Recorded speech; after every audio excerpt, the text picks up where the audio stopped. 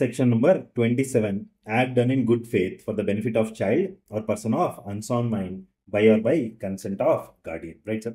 మీకు గుర్తుంటే section number 26లో have shown you the same diagram, right sir? But ఇది కొంచెం ఎక్స్ట్రా ఇక్కడ. ఇప్పుడు చూడండి సార్, మనం సెక్షన్ నెంబర్ 26లో ఏం చెప్పుకున్నాం సార్?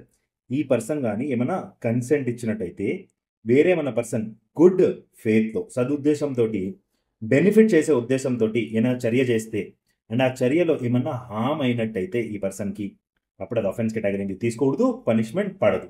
బట్ ఇక్కడ ఈ సెక్షన్లో ఏం చెప్తున్నారంటే ఈ పర్సన్ కానీ లెస్ దెన్ 12 years మైనర్ లేకపోతే అన్సౌండ్ మైండ్ పిచ్చోడ్ అయి ఉంటే అప్పుడు తను కన్సెంట్ ఇవ్వలేదు కదా సార్. అప్పుడు కన్సెంట్ ఎవరు ఇవ్వాలి?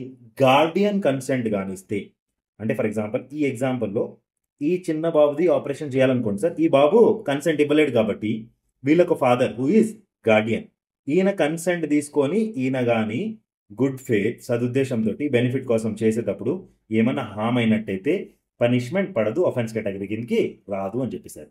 సింపుల్. సో దీంట్లో జస్ట్ ఈ పర్సన్ బదులుగా మైనర్ని అన్సౌండ్ మైండ్ పర్సన్ని కానీ రీప్లేస్ చేసినట్టయితే ఈ సెక్షన్ ఈజ్ డన్. ఇంకొంచెం ఎక్స్ట్రా పాయింట్స్ ఏం చెప్పారంటే ఇక్కడ గార్డియన్ కాబట్టి అప్పుడప్పుడు ఏం చేస్తారు సార్, గార్డియన్ ఈ పర్సన్ ఇద్దరు కలిసి ప్లానింగ్ చేసుకొని ఈ పర్సన్ని చంపేయొచ్చా? కరెక్ట్ అవును సార్. అలాంటప్పుడు ఏం చెప్పారు, ఇలాంటి ప్లానింగ్లు ఏమీ చేయకూడదు, కావాలని డెత్ కానీ గ్రీవియస్ హర్ట్ కానీ చేసే చర్యలు ఏమీ చేయకూడదు, రైట్ సార్? బై సపోజ్ మీరు ఆ పర్సన్ని డెత్ నుంచి కాపాడదాం అనుకుంటున్నారు, లేకపోతే గ్రీవియస్ హర్ట్ నుంచి కాపాడదాం అనుకుంటున్నారు, అప్పుడు మీరు డెత్ లాంటి రిస్క్ తీసుకోవచ్చు, గ్రీవియస్ హర్ట్ లాంటి రిస్క్ తీసుకోవచ్చు. Otherwise you should not take అని చెప్పేసారు క్లారిటీగా. ఒకసారి మనం సెక్షన్ చదువుతాం sir, will get more clarity on this.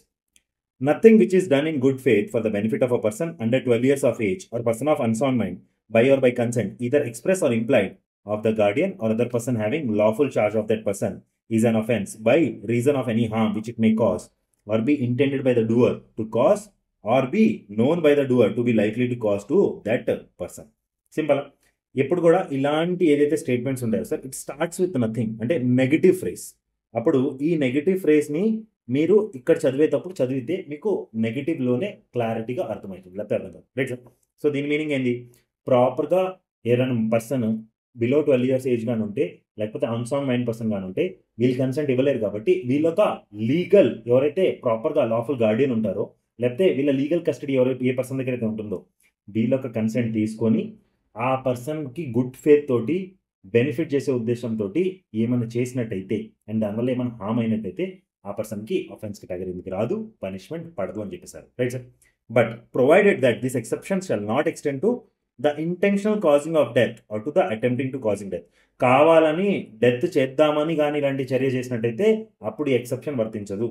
Second, the doing of anything which the person doing it knows to be likely to cause death for any other purpose other than preventing of death or grievous hurt or the curing of any grievous disease or infirmity.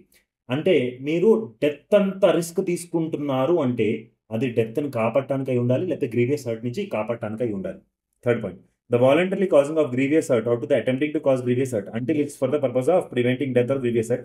ఈ రెండు points ఇంచుమించు same sir. The abatement of any offense to the committing of which offense it would not extend. అంటే అఫెన్స్కి abatement ఏమైనా చేస్తున్నట్టయితే అప్పుడు కూడా తప్పే sir. Simple. So section number 27 is done sir.